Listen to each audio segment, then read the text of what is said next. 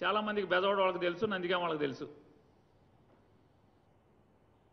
చాలా గుడివాడలో పోటీ చేయండి, లేదా గన్నవరంలో పోటీ చేయండి. మీ ఇద్దరులో ఎవరో ఒకడు, చెరొకడు భూస్థాపితం చేస్తాను అయ్యి అన్నారుగా, చేయండి. అసలు ముందు మామూలుగా మీ ఇద్దరు గెలిచి వచ్చింది లేదు. చెరొక చోట పోటీ చేయండి. క్యాండిడేట్లు లేరు ఇంతవరకు. చివరకు వైఎస్ఆర్ కాంగ్రెస్ పార్టీలో పోటీ చేసి ఓడిపోయిన తీసుకువెళ్ళి ఇన్ఛార్జి పెట్టుకునే గతి మీది. గన్నవరంలో గుడివాడలో మీరు పోటీ చేయడానికి మనుషులు లేరు, కానీ పెద్ద పెద్ద కబుర్లు చెప్తారు మీరు.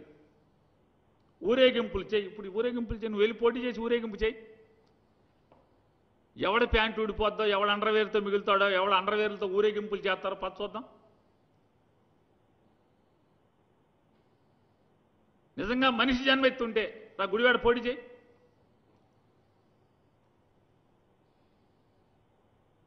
పనికి మాలిన మాటలు, చేతకాని రాజకీయాలు,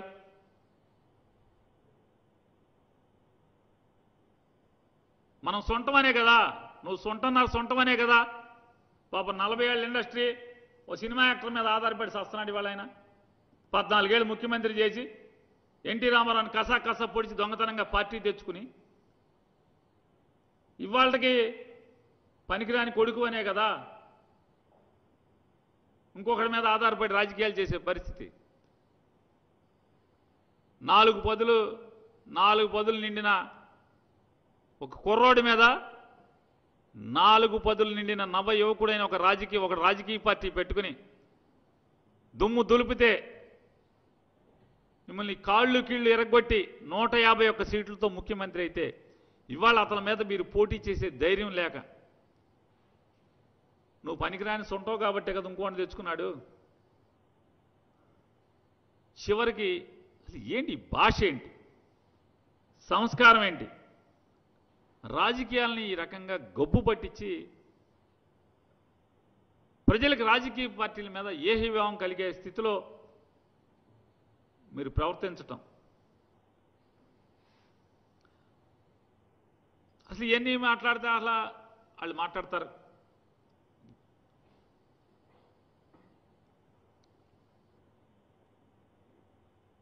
చంద్రబాబు నాయుడికి, లోకేష్ నాయుడికి పట్టిన దుర్గతి అసలు ఎవరికి పట్టకూడదు రాజకీయాల్లో.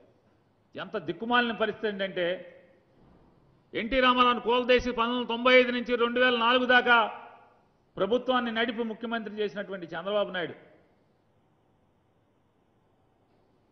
2004లో ఓడిపోయి మళ్ళీ 2009లో ఏం చెప్పాలి?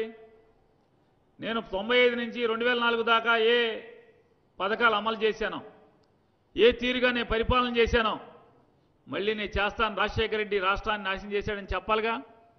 చెప్పకపోగా రాజశేఖర రెడ్డి గారి పథకాలన్నీ నేను అమలు చేస్తానని ఎజెండాతో వచ్చాడు సిగ్గు లేకుండా. ఇవాళ ఈ లోకేష్ నాయుడు ఏం చెప్పాలి?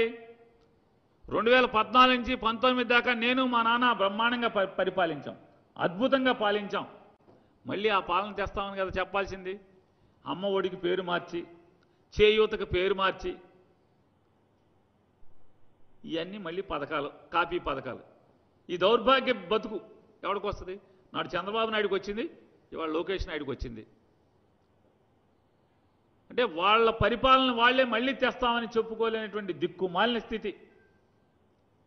జగన్మోహన్ రెడ్డి పథకాలనే మళ్ళీ తెస్తామని కొడుకు చెప్తాడు. ఇంకంటాడు 150 పథకాలు రద్దు చేసేశాడు జగన్మోహన్ రెడ్డి గారు అండి. నీ 150 పథకాలు అంత బాగుండి సస్తే అది జగన్మోహన్ రెడ్డికి 151 సీట్లు, ఎమ్మెల్యే సీట్లు ఎందుకు వస్తాయి? నీ పథకాలు దిక్కుమాలిన పథకాలు, మీరు తింటాకి, మీ హెరిటేజ్లో నెయ్యి అమ్ముకుంటాకి, పెరుగు అమ్ముకుంటాకి, పాలు అమ్ముకుంటాకి పథకాలు తప్పితే సంక్రాంతి కానుక దాంట్లో ఏముంటుంది? హెరిటేజ్ ఏదో ఒకటి ఉండాలి. రంజాన్ కానుక ఏదో ఒకటి హెరిటేజ్ ఉండాలి. లేకపోతే మీ ఫ్యూచర్ కంపెనీ, దాని పేరేంటండి? ఫ్యూచరేనా? రిలయన్స్ని ఎవరికి అమ్మారు?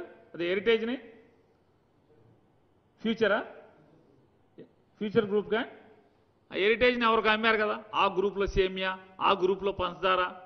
అంటే మీ ఎచ్చాల కోట్లో ఉన్నటువంటి సామాన్ అమ్ముకుంటాకి జనాలకు పథకాలు పెట్టి జనాలను ఉద్ధరిస్తామని. ఈ జనాన్ని తెలిసే కదా కోటికి ఎమ్మకొట్టుడు కొట్టింది మిమ్మల్ని.